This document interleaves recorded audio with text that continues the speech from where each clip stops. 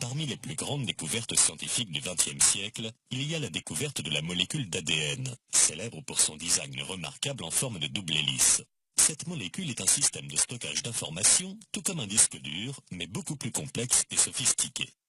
Par exemple, tandis qu'un disque dur stocke des données à la surface, la molécule d'ADN, quant à elle, stocke l'information en 3 dimensions.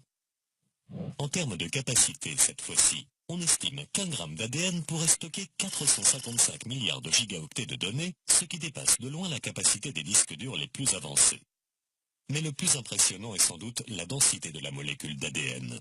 Cette molécule est si compacte qu'on estime que si l'on alignait côte à côte tout l'ADN présent dans notre corps, la longueur atteindrait 100 fois la distance entre la Terre et le Soleil. L'ADN est donc une banque de données incroyable qui surpasse de loin n'importe quel système de stockage inventé par l'être humain jusqu'à ce jour. Mais vous n'êtes pas au bout de vos surprises. Chaque seconde, des milliards de machines moléculaires copient votre ADN en molécules d'ARN afin de créer par la suite des protéines.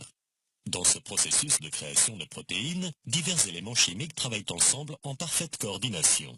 Lorsque vous voyez divers éléments électroniques travailler ensemble avec harmonie, comme des machines robotisées dans des usines par exemple, pourriez-vous penser une seule seconde que cela provient du hasard? Alors, comment penser cela lorsque l'on voit quelque chose de similaire dans une cellule vivante? L'idée que cela pourrait être le fruit du hasard est tellement illogique que même l'athée le plus influent du XXe siècle l'a reconnu. Après avoir milité pendant 54 ans en faveur de l'athéisme, le célèbre philosophe anglais Anthony Flew fut si stupéfait par ce processus de création des protéines qu'il accepta l'existence de Dieu en 2004. Je pense que les récentes découvertes autour de la molécule d'ADN ont montré une complexité tellement incroyable dans les arrangements qui sont nécessaires pour produire la vie, qu'une intelligence doit forcément avoir été impliquée afin de permettre à ces éléments chimiques, si différents les uns des autres, de travailler ensemble.